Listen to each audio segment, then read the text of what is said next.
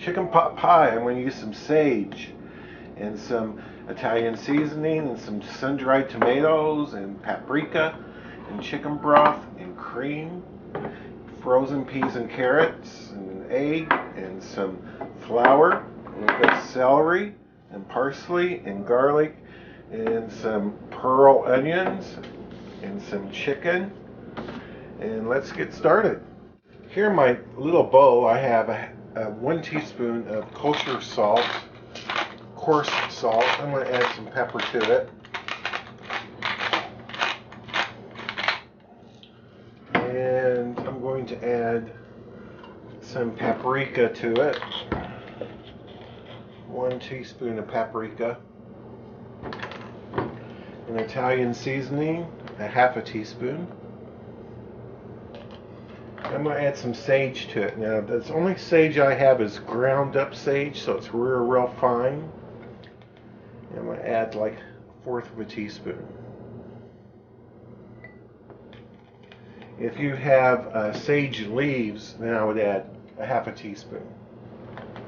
But mine sage is ground up, so you need a lot less. And just mix this around a bit. And here's our chicken. Making sure it's nice and dry.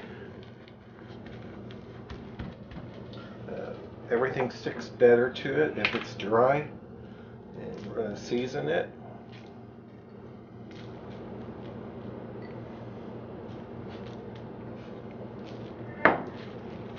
Turn her over.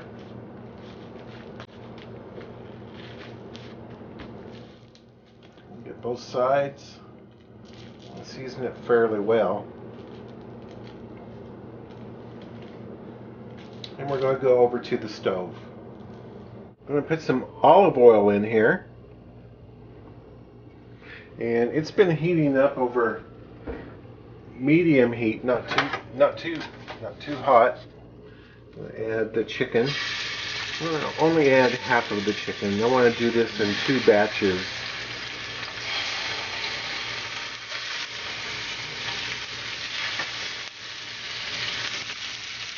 Let this fairly gently fry up. It's been 3 minutes. I'm going to turn them over. And you want to cook these till they're done, but you certainly do not want to cook these till they're overdone. And if it worries you, go ahead and take your chicken broth. Instead of frying these, throw them into a pot with chicken broth and simmer it for like 10 minutes, and then let it sit for 20 minutes and cool off after it's simmered. This is my 3-minute chicken per side, and this is my second batch. And I've cooked this 4 minutes per side. And the reason is because it just didn't cook as fast. The pan cooled down, and I just felt it needed another minute on each side.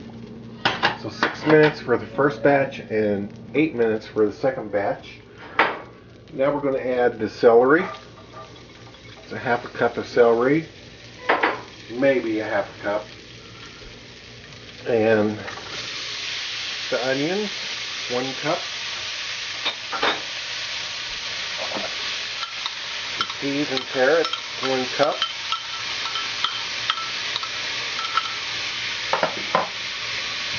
And we're going to cook until everything's kind of soft. It's been going for about 7 minutes. But the most important thing is when you put the vegetables in here, it'll sizzle a little bit, and then it quiets down because the pan's got cooled, and then it starts heating back up, and you start hearing more sizzle. And so I'm going to put in the 2 cloves of garlic. I'm going to put it through a press. I'm going to add the sun-dried tomatoes. It's about 2 tablespoons. Let this go for a minute. Now I'm going to add the flour. It's 3 tablespoons of the all-purpose flour. And stir this around and let the flour absorb all those juices that are in the pan and draw out more juices. It's been about a minute and a half, and the pan's getting kind of crusty looking, like that and everything. And you can really smell the garlic now. I'm going to add the chicken stock here and turn the heat up a bit. We want to get this simmering up and kind of boiling. While the sauce, the chicken broth, is coming up to a boil, or a simmer, I mean, you want to cut up your chicken, and you want bite-sized pieces, because you certainly don't want to use a knife and fork to eat this. You want it to be ready to go. And this is a base recipe, or where you can add anything you want, really. This is just my version. You can leave stuff out. You can add stuff that you like to it.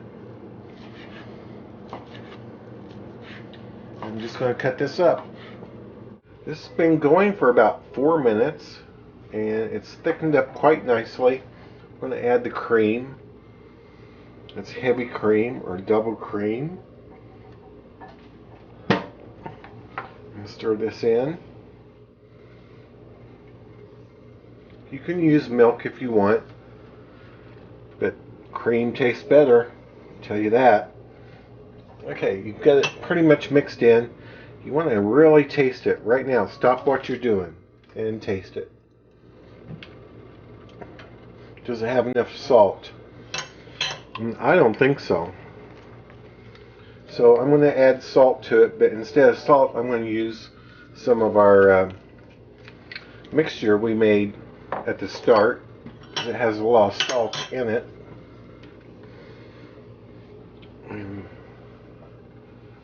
Mix this in. The salt dissolves almost instantly.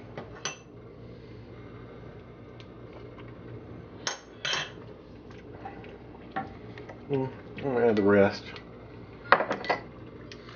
And a little bit more. Just taste it and put enough salt in there where it tastes right.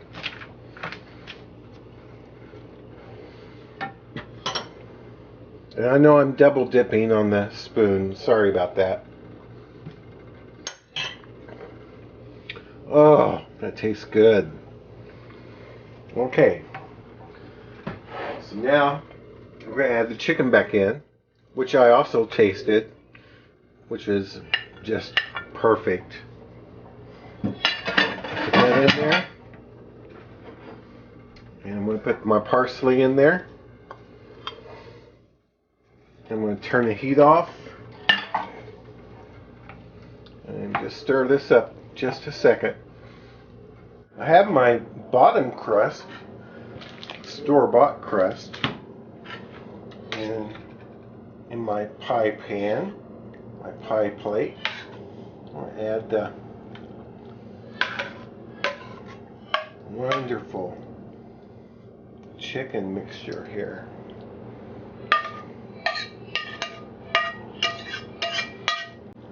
Put that in there.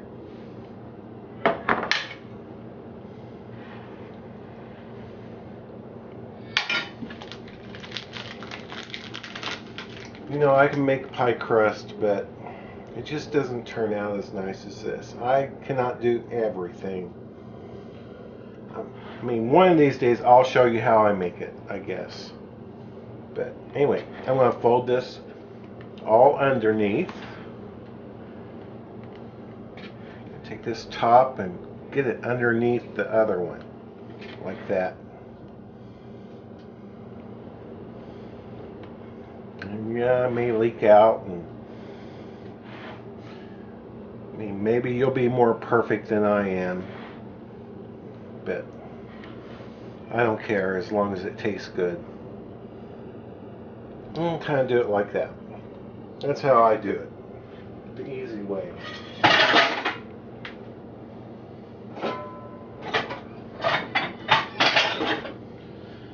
Then I'm going to take my knife and cut some slits in there.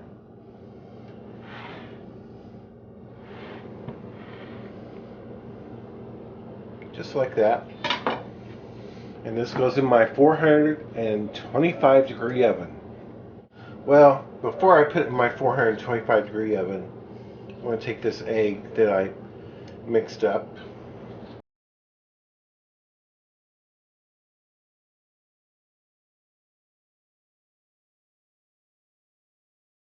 Just spread that around. You'll never use the whole egg. You just use like a little. Now in my 425 degree oven. You know what else? I have some of this salt that's from Hawaii. It's pink. I'm gonna put a little bit of that on top too, just for decoration. And now, finally, into my 425 degree oven. This baked for 45 minutes, and it could take shorter or longer in your oven. Now I'm going to let this cool down for about 10 minutes or so. It's rested for 15 minutes. Let's dish some up here. It smells really good.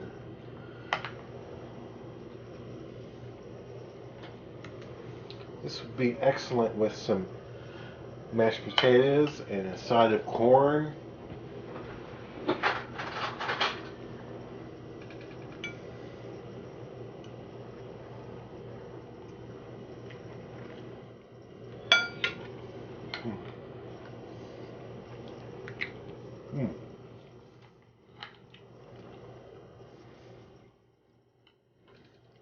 It was so good.